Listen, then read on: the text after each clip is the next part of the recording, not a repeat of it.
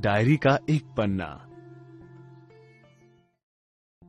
26 जनवरी 1930 को गुलाम भारत में अंग्रेजों के विरोध के प्रतीक में पहली बार स्वतंत्रता दिवस मनाया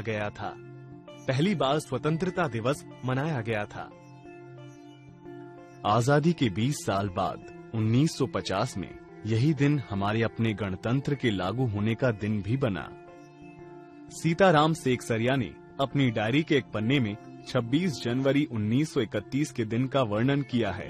इस दिन को कलकत्ता और पूरे देश के लोगों ने आजादी की पहली वर्षगांठ के रूप में मनाने का फैसला किया था। बड़ा बाजार के लगभग सभी मकानों पर राष्ट्रीय झंडा लहरा रहा था। लोगों में एक नया उत्साह और नएपन का माहौल था। अंग्रेजों ने इस उत्साह को दबाने का पूरा प्रबंध कर रखा था। गोरखा और सार्जेंट लारियों में गश्त लगा रहे थे। घुड़सवार और सिपाहियों ने मॉन्यूमेंट और सभी बड़े पार्कों को घेर रखा था। कलकत्ता में सुभाष चंद्र बोस ने जुलूस निकलवाने का इंतजाम किया था।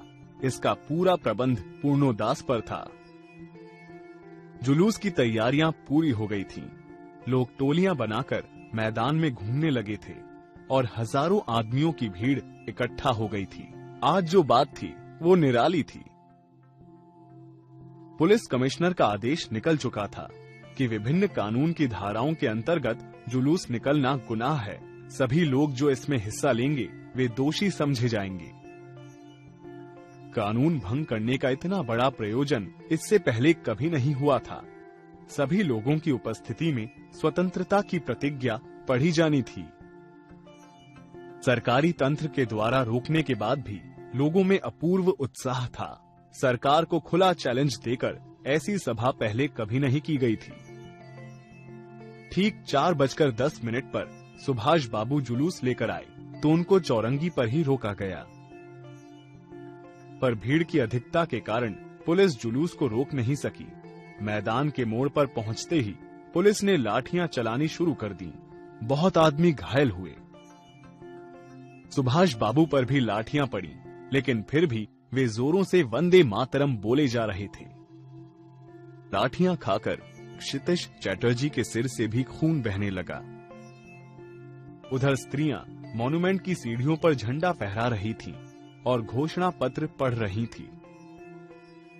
सुभाष चंद्र जी को पकड़ लिया गया और गाड़ी में बैठाकर उन्हें लाल बाजार लॉकअप में भेज दिया गया।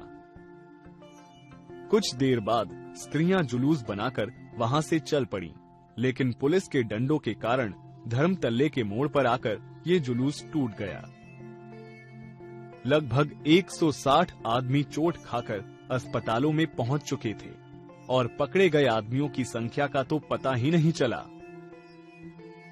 इस घटनाक्रम के चलते लेखक ने कहा है कि आज तो जो कुछ हुआ वो अपूर्व हुआ है। बंगाल के नाम या कलकत्ता के नाम पर जो कलंक था कि यहाँ काम नहीं हो रहा है, वो आज बहुत अंश में धुल गया।